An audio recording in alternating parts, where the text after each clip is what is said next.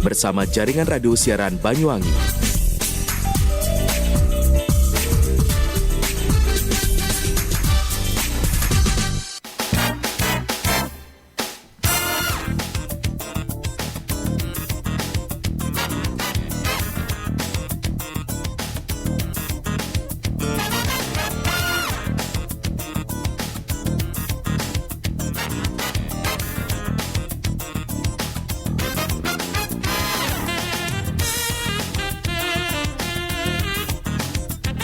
Selamat pagi sahabat Belambangan dan juga pendengar Radio Habibullah FM. Selamat pagi, semoga dalam keadaan sehat dan juga bersemangat pagi hari ini ya. Walaupun cuaca di Banyuwangi beberapa hari ini mendung. Alhamdulillah pagi ini tidak ada halangan untuk berangkat ke kerja ya. Alhamdulillah, gitu. biasanya agak rintik-rintik ya, ya. hari Pagi ini hari dan ini alhamdulillah. semoga cerah ini ya. Karena para ibu juga lagi bingung ya. Karena di setiap rumah ya. teras itu yang namanya jemuran dan numpuk ya. Iya betul. Ya baik, sambil beraktivitas pagi hari ini seperti biasa di jam 9 sampai jam 10 kita ada talk show Rano ya. Dan talk show pagi hari ini kita kedatangan tamu dari Dinas Pendidikan Kabupaten Banyuwangi. Ya, nah saat ini kalau ngomongin masalah sekolah, pendidikan, iya. ini sekarang lagi sibuk-sibuknya Lydia, persiapan Daftar tahun baru ajaran ya? baru, iya, Betul. dan para orang tua ini sudah mulai sibuk dari beberapa hari kemarin gitu ya, Kalau dan kemarin sudah sibuk daftar-daftarin Nah, ya kan. Sekarang sibuk cari buku kayaknya Rano. ya macam-macam lah ya persiapan-persiapannya ya. Yang terpenting lagi di tahun ajaran baru ini mungkin adakah mekanisme pengajaran baru lagi bagi siswa didik baru nanti ya? Ya, dan tentu saja kita juga nunggu-nunggu info tentang pengentasan siswa putus sekolah di tahun ajaran baru. Nah, ini salah satu 2017 program yang mungkin ada di Kabupaten Banyuwangi ya. Kalau selama ini kita dengarkan Boksas itu yang suka rasan-rasan itu, yang cari-cari itu Mana ya. pagi hari ini Boksas ya? Apakah ini salah satu bagian nanti yang akan terus berkelanjutan di dunia pendidikan Kabupaten Banyuwangi Dan tentu ya? saja kami mengundang Anda untuk ikut bergabung. Silahkan Anda berkirim pesan di 081137868881 ataupun lewat line telepon kami di 417027, baik untuk pendengar dari Radio Belambangan FM ataupun juga dari Habibullah FM ya. Pagi hari ini sudah ada Bapak Duyanto dari Dinas Pendidikan Kabupaten Banyuwangi. Selamat pagi Pak Dwi. Selamat pagi, pagi Assalamualkum Mas. Pak Dwi. Waalaikumsalam Mbak Lydia. Tambah ya cantik. Wah, oke. Sama Mas Tadi udah Rano request yang soalnya. ganteng. Iya, sip. Tadi pagi-pagi udah request Rano sebelum duduk nih. Ditambahin ya Pak ya. Gak maksa sebenarnya ya. Iya. Nah, ini sebelum kita ngomongin masalah ini tadi Pak, mungkin tentang pengajaran apa dan ini siswa apa pendaftaran siswa baru juga di Banyuwangi.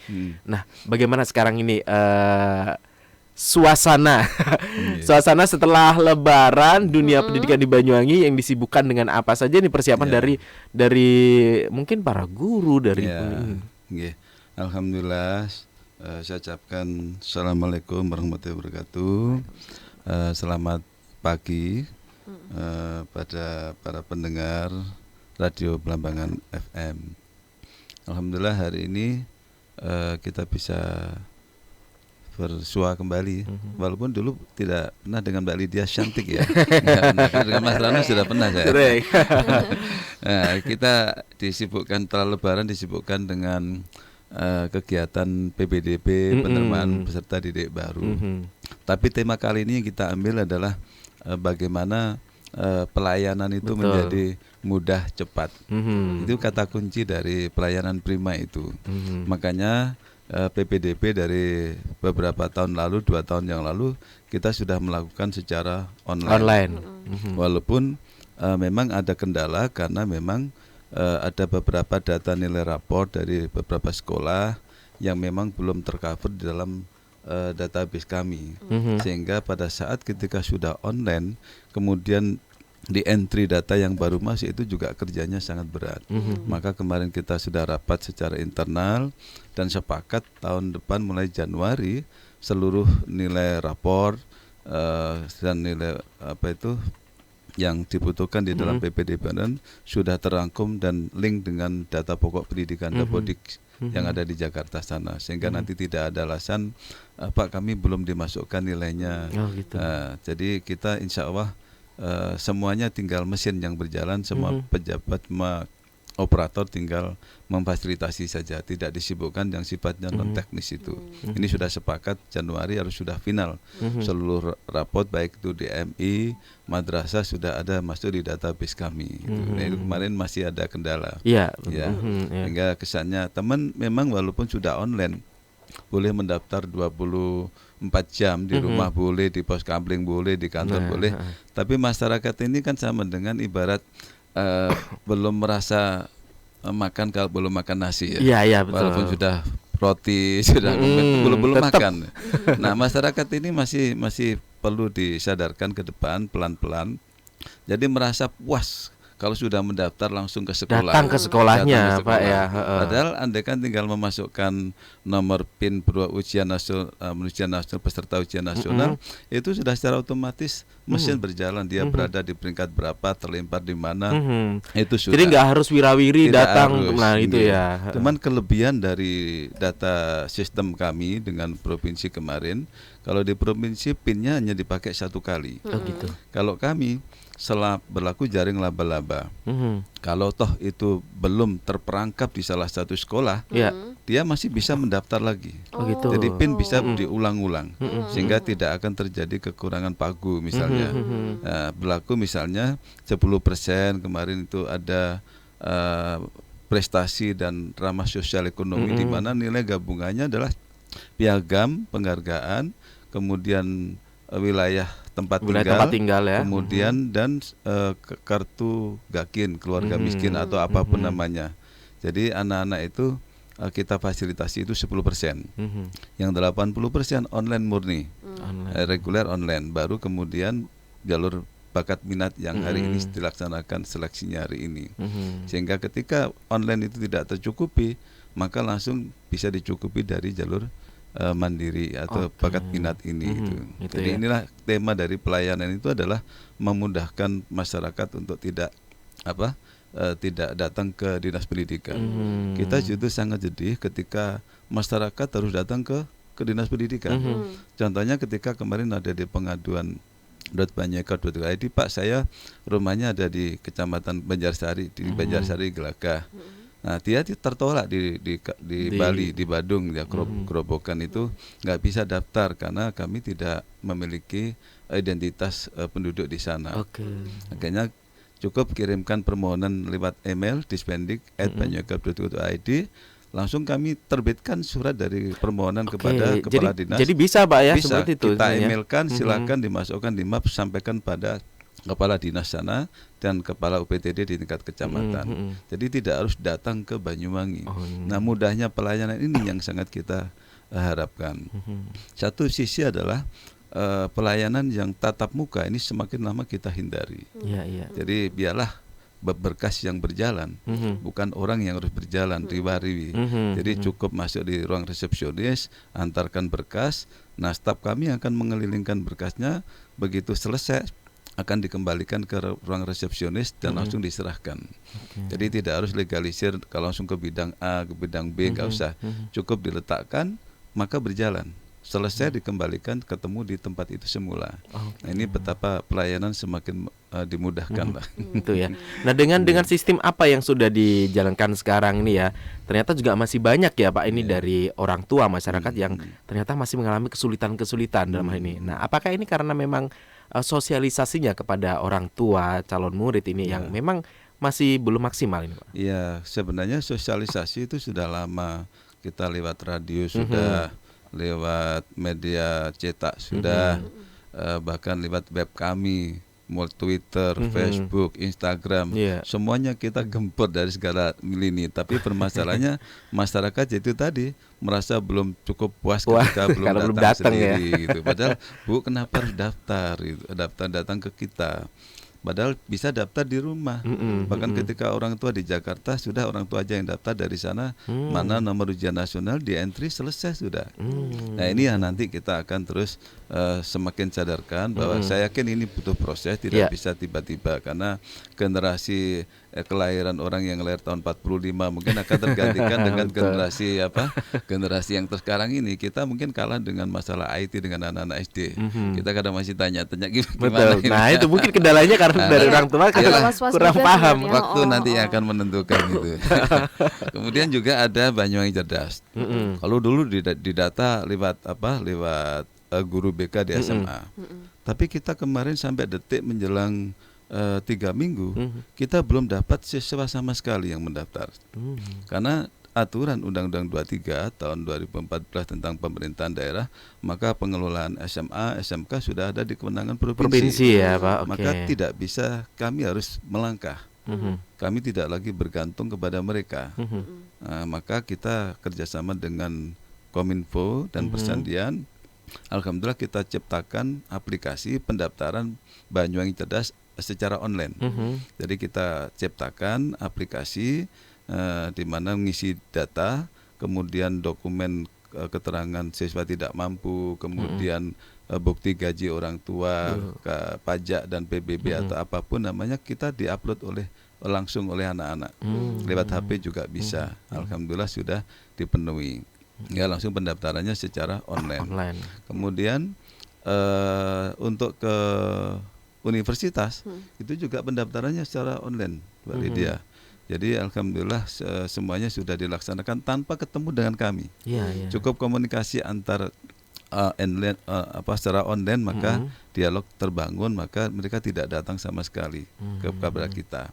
Kita hanya mengundang waktu itu hari Sabtu kemarin, ketika ada anak IAIN yang dulu memang seleksinya ada di ruang aula Dharmawiyata Dinas Pendidikan, tapi kemarin 1 bulan yang lalu pihak rektorat sudahlah dipusatkan di Jember. Nah ternyata kami berpikir ini akan anak tidak mampu. Karena anak tidak mampu, maka untuk bisa berangkat ke sana bagaimana, nginepnya di mana. Alhamdulillah ada angkatan 2013 kemarin kita undang juga koordinator IAIN Mbak Iklima selaku ustadzah di Mahat Al-Jamiah di sana, ada asrama.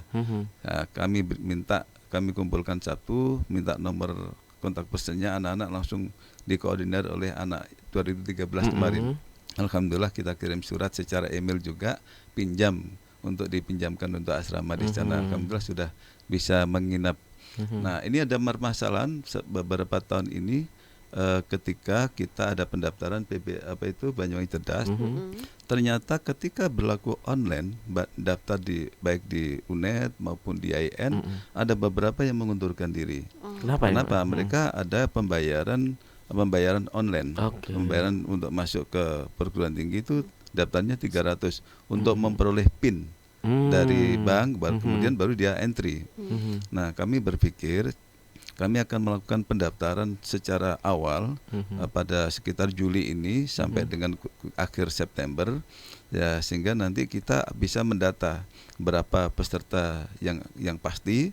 Kemudian pendaftarannya kita tanggung di APBD. Kita ikutkan anggaran 2018 sehingga tidak ada alasan bahwa Pak saya tidak punya uang untuk bisa mendaftar. Dulu bahkan pernah ujiannya UNED itu juga di sini di SMA Anggiri waktu itu ada yang tidak bisa datang. Kenapa? Nggak punya transport ke Banyuwangi gitu. Ini pemikiran yang luar biasa. Jadi nanti insya Allah tidak ada alasan untuk tidak mendaftar, tidak punya uang, karena akan diagendakan dianggarkan oleh dalam APBD itu. Nah ini kan salah satu cara untuk itu tadi menuntaskan ini ya sekolah. Tapi sebenarnya ini juga banyak yang meraba-raba. Sebenarnya Banyuwangi Cerdas itu siapa saja sih yang boleh mendaftar gitu? Dan animonya Pak di Banyuwangi sendiri dari teman-teman untuk bisa mengikuti program Banyuwangi Cerdas nih. Alhamdulillah ketika kita melakukan secara offline, pendaftar yang ditangani oleh kita hadirkan guru BK se-Banyuwangi, SMA, SMK, dan kita koordinasi dengan pengurus guru BK pun pendaftar maksimal kemarin hanya 65. Tetapi tahun ini itu berkisar 205. Ini karena meningkat secara ya, online karena mereka tidak lagi tergantung orang. Dia dapat informasi langsung mendaftar. Nah, yang menarik adalah staf kami mendapat telepon dari Jakarta. Bapak, kami boleh nggak daftar di Banyuwangi Cerdas? Oh, nggak bisa, ini hanya khusus putra Banyuwangi. Pak, minta tolonglah kami bisa. Jadi ada yang dari Jawa Tengah juga. Nah, yang menarik adalah ketika pendaftaran online itu ada yang dari Lampung sudah mendaftar secara online, Cilacap, Pamekasan, Jakarta. Ini jadi akhirnya Banyuwangi Cerdas ini sudah menasional. Cuman sayangnya nanti aplikasi kita sepakat cukup kabupatennya hanya cukup Kabupaten Banyuwangi itu aja, Banyuwangi. Gitu. Jadi tidak bisa keluar. Tapi menjadi menarik ketika tidak dibatasi kabupatennya, kita jadi tahu ternyata orang-orang di luar pulau pun mendaftarkan ke kita. Antusias ya, minat untuk mungkin kok kami di daerahnya nggak ada. Kok nggak ada. Memang betul dikatakan. Dari kami nggak ada, Pak, minta tolong, nggak bisa gitu. Nah ini dengan program yang sudah dimiliki ya di Banyuwangi sendiri dengan adanya Banyuwangi Cerdas. Ini kan kalau kita melihat antusias dari luar kota ternyata mereka masuk di sini. Ini kan bisa menjadi mungkin nanti inspirasi dari kota lain, Pak ya. Bisa jadi, kami berharap. Terus kemudian ada juga kemarin murni pembelajaran, tapi sekarang ada satu perguruan tinggi yang memberikan bantuan bidik misi pusat, jadi sharing. Jadi mereka akan memberikan bantuan nasional dari universitas terbuka sebanyak 25 mahasiswa nanti mondok. Tapi Banyuwangi juga menyiapkan 25 yang dibiayai oleh APBD dan mondok juga. Jadi bahasanya mondok tapi langsung lulus dapat sarjana itu. Nah, ini UTIK alhamdulillah sudah terdaftar 55. Kalau dulu itu sulit, tapi insya Allah nanti pendaftaran lebih awal, insya Allah pendaftarnya lebih banyak. Cuman seleksinya sama dengan semacam jalur undangan atau prestasi dan sosial ekonomi pada PPDB. Jadi setelah dia lolos dari ketidakmampuan, maka kecerdasan akan diukur oleh UT dengan mengumpulkan nilai rapot semester 1 sampai 6, kemudian nilai fotokopi ijazah, nilai di ijazah dan SKUN-nya, termasuk juga prestasi-prestasi yang bisa dibuktikan dengan semacam dokumen penghargaannya. Piagam. Jadi kalau Banyuwangi Cerdas itu apa sih? Tolak ukurnya ya tidak mampu dan cerdas. Ketidakmampuan akan kami uji melalui seleksi aplikasi kami, sementara kecerdasan akan diuji oleh perguruan tinggi yang bersangkutan. Kalau toh dia tidak mampu tapi tidak lulus oleh perguruan tinggi, maka dianggap tidak cerdas. Harus kata dan. Jadi tidak mampu dan cerdas. Nah, masing-masing sudah punya coupling masing-masing. Dan kami percayakan sepenuhnya pada perguruan tinggi.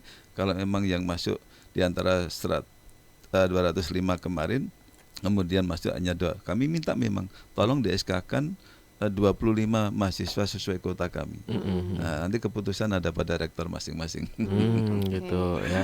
Ya, dan jadi masih diseleksi sebenarnya. Tetap makanya jadi ya kan adu nasib nanti ya. Nah, ini kan menjadi semangat bagi para calon siswa atau mahasiswa dengan mengikuti program ini kan mereka dengan giat, oke, aku besok mau ikut Banyuwangi Cerdas saja. Itu artinya sekarang persiapan harus jauh-jauh hari. Kita harus punya prestasi, kita harus belajar giat. Itu kan menjadi pendorong ya. Besok-besoknya kenapa nggak kuliah, nggak ada duit? Nah, sudah nggak ada alasan lagi. Jangan alasan seperti itu ya. Selama ada niat pasti bisa. Oke, nanti kita akan kembali lagi dan teman-teman di Habibullah FM nanti juga bisa menyampaikan beberapa pertanyaan yang mungkin dari pendengar di sana. Silakan aja gabung bersama kami. 88,1 Lambangan FM. Loh, jam segini kok masih bermain? Kan waktunya sekolah. Iya, Bude. Saya mau melanjutkan ke SMP. Tapi tidak ada biaya. Loh, kan ada program SAS dan Garda Ampuh. Ayo Bude antar daftar ke SMP. Zaman gini kok lulus SD, SMA dong. Zaman gini kok lulus SD, SMA dong. Zaman gini kok lulus SD, SMA dong. Ayo, dukung program Garda Ampuh, gerakan daerah angkat anak muda putus sekolah. Garda Ampuh, memang ampuh. Iklan layanan masyarakat ini dipersembahkan oleh Dinas Pendidikan Kabupaten Banyuwangi.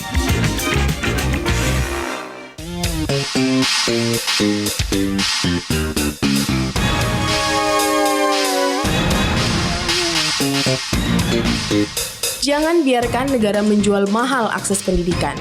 Karena negara harus bertanggung jawab memberikan akses pendidikan yang terbaik dan murah kepada setiap lapisan masyarakat. Pendidikan murah dan layak, hak asasi setiap orang dan tanpa diskriminasi. Assalamualaikum. Assalamualaikum. Kang dinten yo putus iki. Kari cumpleng lawang ngemplang maning. Assalamualaikum. Nang disire kudas. Ana paran sing idan ngisor meja kau. Aja rame-rame. Ana paran sih, Dos. Isun digoleki tim pemburu.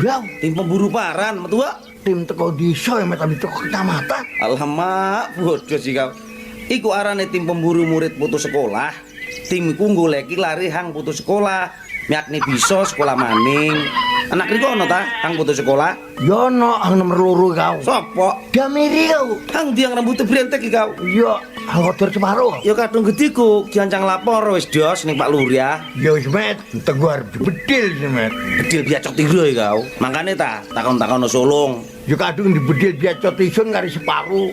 Engko ya ora kaya hompretan kok met. Mosok arep dibedil lho kau. Iya met, kari gediku ya. Iklan layanan masyarakat ini dipersembahkan oleh Dinas Pendidikan Kabupaten Banyuwangi. 88,1 To the rhythm. Lambangan FM.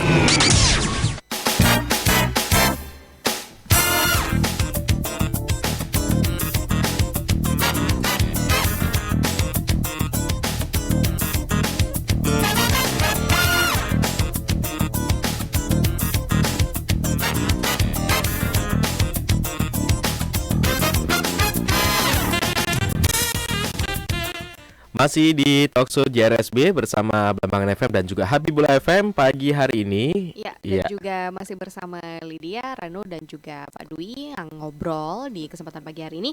Boleh ikutan bergabung, silahkan berkirim pesan ya di 081137868881 ataupun lewat line telepon kami di 417027. Iya. Memang kalau apa yang sekarang sudah disampaikan tadi sama Pak Dwi bahwasanya sekarang ini semuanya diberikan kemudahan ya. Iya, betul. Kemudahan pelayanannya terutama ini yang berkaitan dengan pendidikan. Jadi intinya di sini jangan sampai di Banyuwangi ini banyak anak yang tidak berpendidikan. Itu kan tujuannya kan ya.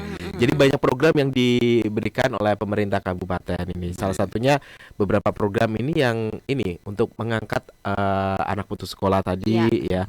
Nah, ini program yang berjalan yang ada di Kabupaten Banyuwangi sendiri, Pak. Ini seperti apa, Pak, untuk pengangkatan siswa putus sekolah? Ya. Memang sudah bermula 2014 yang lalu namanya Gempita Perpus ya. Gempita Perpus. Gerakan Masyarakat Pemberantasan Tributa, baik calistung, baca, tulis dan berhitung.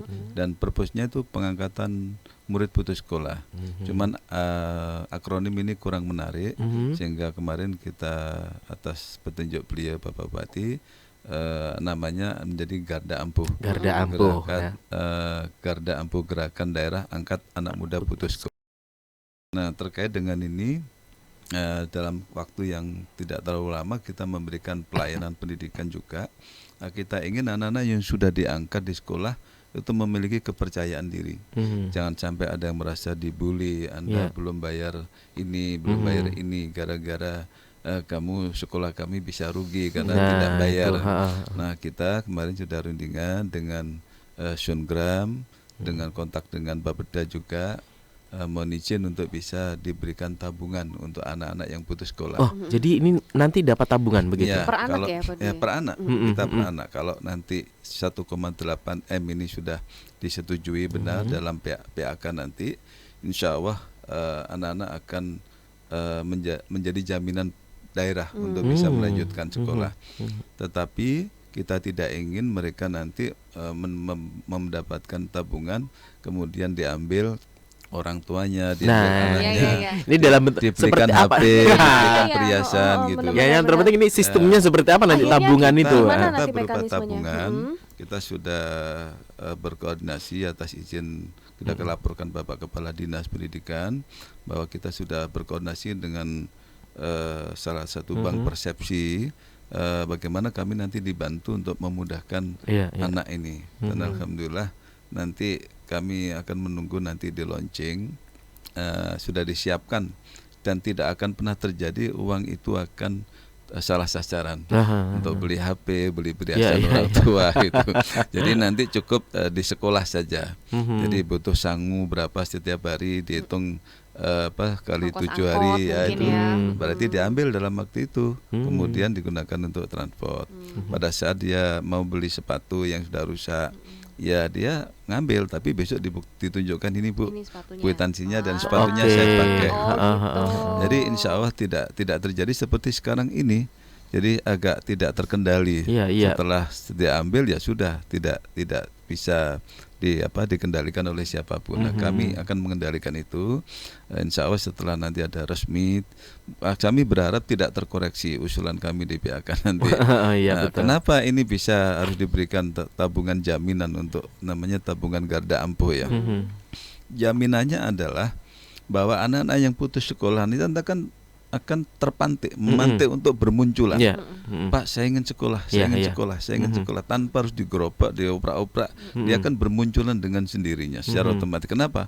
Karena ada garansi dari pemerintah Kabupaten Banyuwangi, kami jamin sampai dengan lulus. Ya, ketika nanti diberikan kartu Banyuwangi Belajar, kemudian dia masih melanjutkan ke SMA, tinggal menunjukkan saja. Nanti kami sudah mendata berapa anak yang putus sekolah resmi dari SD SMP. Kemarin kita diskusi juga dengan akhirnya diputuskan minta data di SMA SMK negeri swasta. Berapa kemarin yang anak sudah diambil dalam garda ampuh. Kalau memang ada 2.000, ya kita nanti hitung jumlahnya berapa, kita bagikan tabungannya. Gitu ya. Jadi ada ini garansi. Ada garansi dan berlaku bagi negeri ataupun swasta juga, negeri Pak? Swasta. Karena ini memang ada Undang-Undang 23, tetapi kalau kita sifatnya bantuan sosial, tidak mengenal ini SMA atau Pemda atau provinsi, kita tidak mengenal itu, karena bansos adalah atas nama pribadi, boleh diberikan ke siapa saja. Jadi sifatnya bansos nanti. Bansos ya. Ini dalam rangka memudahkan pelayanan pendidikan juga tentu saja. Nah, ini kan sudah ada program yang ini akan dicanangkan ya untuk tabungan tadi ya. Nah, ini kalau untuk di Garda Ampuh, bagaimana kelanjutan dari program SAS ini sendiri, Pak, di Banyuwangi yang sekarang ini? Jadi kemarin kita diskusi dengan Ibu Kasubag Keuangan, Bu Kasubag Sungram. Kalau surat ini ditujukan untuk anak yang putus sekolah dan rentan putus sekolah, maka semuanya mengaku saya rentan putus sekolah. Nah, ini uang kita nggak cukup. Maka kita berbagi, ada koreksi dari Bu Kasubag Keuangan, sebaiknya ini cukup anak putus sekolah tabungan garda ampuh ini. Nah, sementara untuk yang rentan putus sekolah ini ditanggung oleh SAS, siswa Asusubaya. Jadi berapapun, enaknya SAS ini tidak berbelit-belit. Beda dengan tabungan di kartu Indonesia Pintar itu. Program Indonesia Pintar masih harus ngambil di bank, rumahnya di pinggiran masih harus ke bank. Akhirnya merepotkan pelayanan. Maka ini kalau SAS hari ini butuh, tinggal dilaporkan, dibiayai langsung. Itu enaknya di SAS. Jadi kita berbagi antara SAS dengan tabungan garda ampuh nanti. Kalau ini benar-benar putus sekolah, tahun lalu nggak melanjutkan baru diangkat. Kalau ini rentan putus sekolah SAS ini.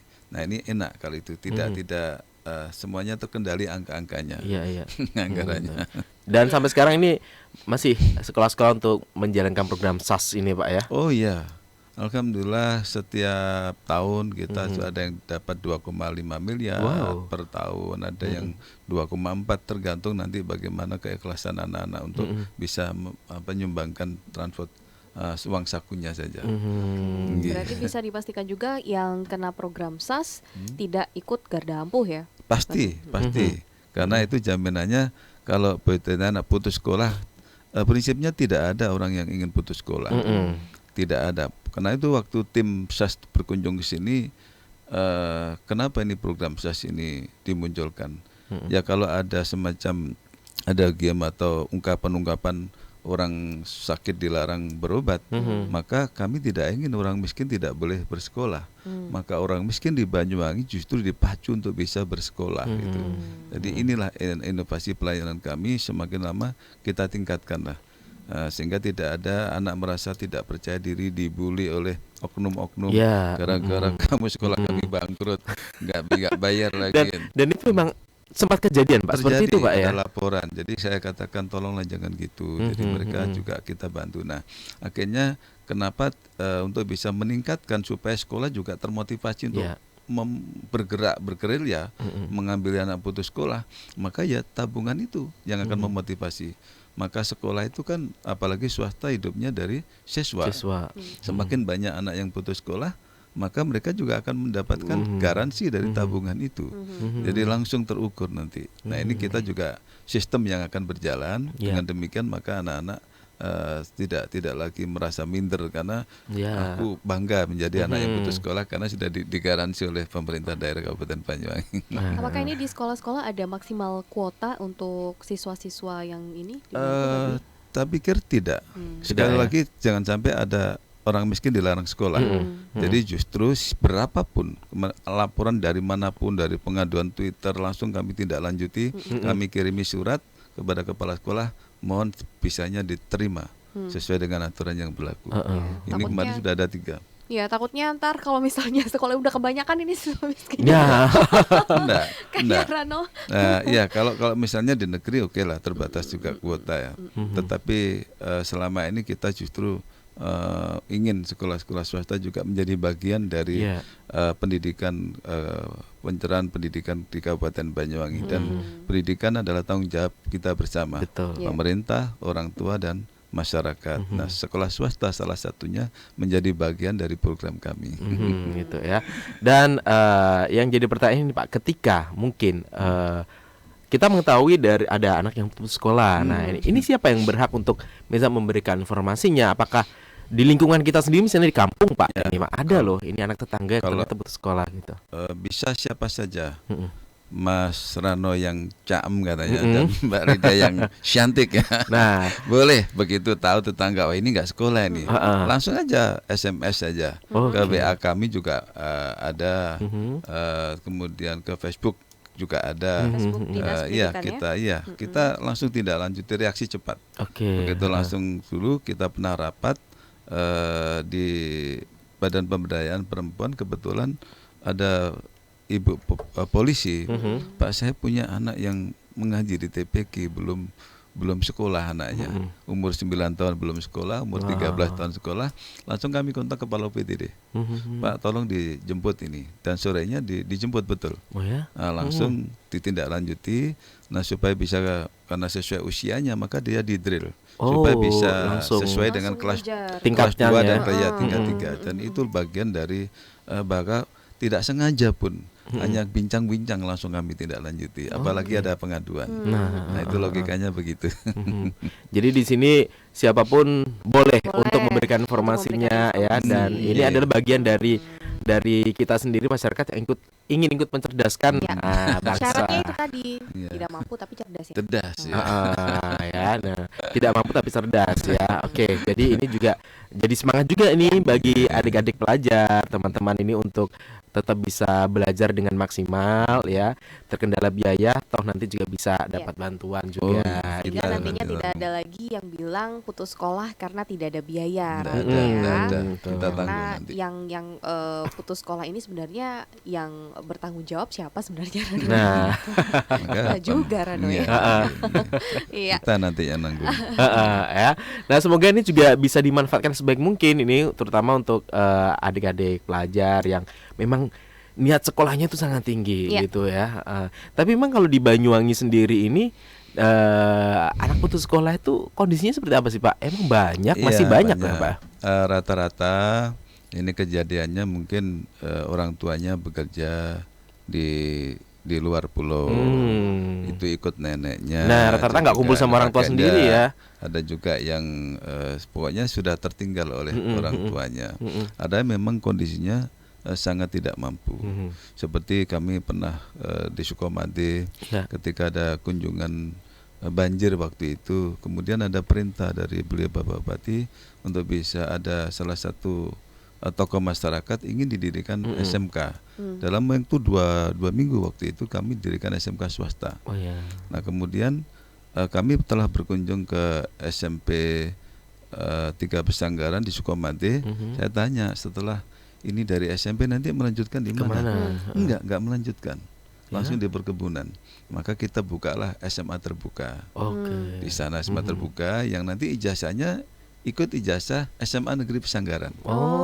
Kemudian SMA terbuka Glenmore ikut SMA Negeri Glenmore. Wongsorejo ikut SMA Negeri Wongsorejo. Alhamdulillah kemarin yang sudah lulus dari SMA terbuka di Sukomade sana langsung diambil oleh perkebunan sebagai tenaga administrasi. Kemudian yang dari SMA Glenmore masuk bidik misi ada 2 orang di Poliwangi dan lulus SBMPTN, mereka sudah juga dinyatakan lulus di Poliwangi. Untuk tenaga pendidiknya gimana Pak Dwi? Dari SMA negeri tersebut kita perintahkan, walaupun memang saya tahu medannya terutama di Sukamati itu sangat berat, mereka tetap berangkat. Nah, pada saat ketika seperti ke praktek komputer, maka mereka juga akan dibawa turun ke SMA Pesanggaran, karena tidak mungkin membawa komputernya ya. Antusiasnya sendiri bagaimana untuk masyarakat setempat? Alhamdulillah nyatanya mereka sudah banyak yang juga melanjutkan ke SMA. Bagi yang mampu dia akan turun ke SMA Pesanggaran, tetapi bagi yang tidak, dari SMP 1 atap langsung melanjutkan ke SMA terbuka. Sehingga kami berharap, karena SMA sudah bukan kewenangan kami, mudah-mudahan Bapak Kepala Cabang Pendidikan nanti bisa tetap melanjutkan anak program SMA terbuka ini. Dan ini murni tidak ada biaya dari APBN. Kalau yang saya tahu di Surabaya dan di Malang itu murni proyek dari APBN. Nah, ketika tidak perlu menunggu proyek itu, karena khawatirnya kalau dia nggak turun, anak-anak keburu nggak sekolah, lama tinggal aja, terhambat lagi ya Pak. Nggak jalan, nggak sekolah. Betul ya. Oke. Dan semoga ini apa yang sudah dijalankan nanti juga berkelanjutan ya, ketika sekarang kewenangan SMA SMK sudah di provinsi Pak ya. Kita koordinasi terus. Oke. Dan bisa nanti terus bermunculan generasi-generasi muda yang berprestasi dari Banyuwangi seperti itu ya. Oke, ini waktu kita juga tinggal sedikit tentunya ya, terkait dengan kegiatan belajar mengajar yang ada di Banyuwangi ini mulai efektif mulai minggu depan Pak ya? Minggu depan tanggal 17 ya. Kita masuk minggu Seninnya. Harapan kami memang tetap yang menjadi keluhan masyarakat adalah, Pak, ini setiap PPDB temuan dari Irjen pun kok ya berhubungan dengan uang. Gitu. Nah, kami berharap kalau memang itu memang sumbangan boleh diperbolehkan, tapi ada juga sekolah yang pintar, udah Pak, kami nggak ingin disumbang dengan uang, kami akan membangun aula, tolong dibantu berupa batu bata, pasir, karena saya lebih senang gitu, karena kalau sumbangan bantu material aja ya. Kalau berupa uang itu kan menimbulkan tafsir yang macam-macam. Jangan-jangan kan gitu. Kalau sudah hubungannya uang mesti gitu. Jadi saya lebih senang udahlah sama-sama, tukangnya siapa yang nanggung, orang tua ini silakan datangkan tukang, itu lebih bagus lah menurut saya. Untuk tahun ajaran tahun ini juga sudah mulai efektif yang seminggu cuma 5 hari itu Pak Dwi?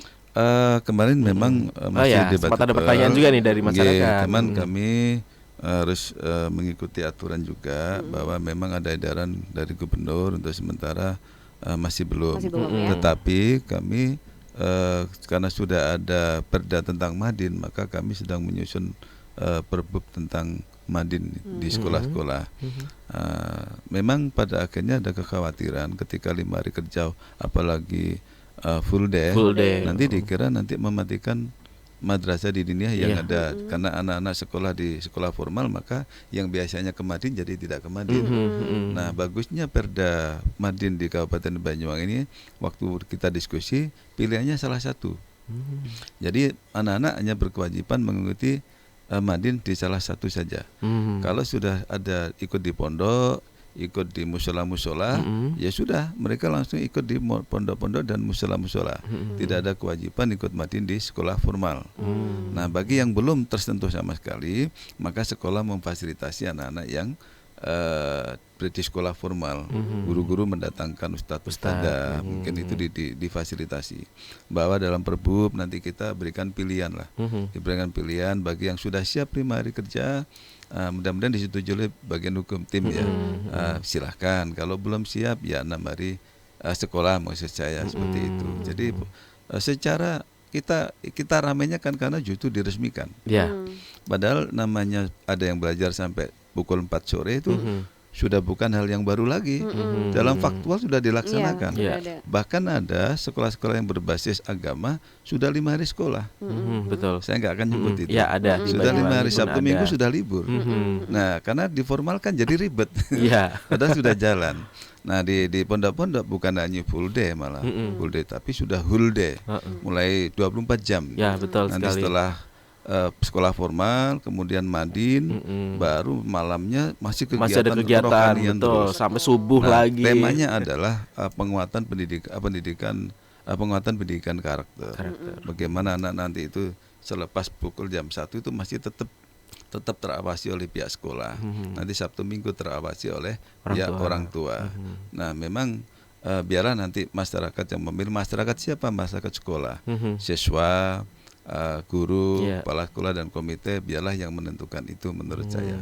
Tapi insya Allah kalau ini dijalankan versinya Banyuwangi, salah satu pilihannya maka full day-nya bisa di mushola, di pondok-pondok, tetapi bisa juga di sekolah, salah satu aja, dan sehingga tidak akan pernah mematikan siapapun, justru akan memperkuat itu. Baik ya. Itu jawabannya ya. Oke, semoga program-program pendidikan di Banyuwangi ini bisa benar-benar berjalan dengan baik ya, sehingga juga tidak ada kendala dan masyarakat juga bisa memanfaatkan apa program-program terbaik dari pemerintah Kabupaten Banyuwangi, terutama dalam hal pendidikan ini. Betul, dan tentu saja seperti yang dibilang sama Pak Dwi di awal-awal tadi, jangan sampai ada yang alasan putus sekolah gara-gara nggak ada Tidak dana, punya ya. Nggak ada biaya. Karena semuanya sudah dipikirkan, ada solusinya. Betul ya. Ya. Karena sudah ada solusi, jadi kita harus tetap semangat untuk belajar gitu, Pak ya. Sekolah. Pak Dwi, terima kasih sudah hadir pagi hari ini. Pagi hari ini, dan salam untuk kawan-kawan yang ada di Dispendik. Kemudian juga untuk sahabat Belambangan FM dan juga sahabat Wibula FM, terima kasih juga untuk Anda yang sudah menyimak talk show kita pagi hari ini dari jam 9 pagi. Dan kita akan pisahan, kita jumpa lagi di program JRSB esok pagi. Sampai jumpa. 88,1 Belambangan FM. Ayo Riko mlebu.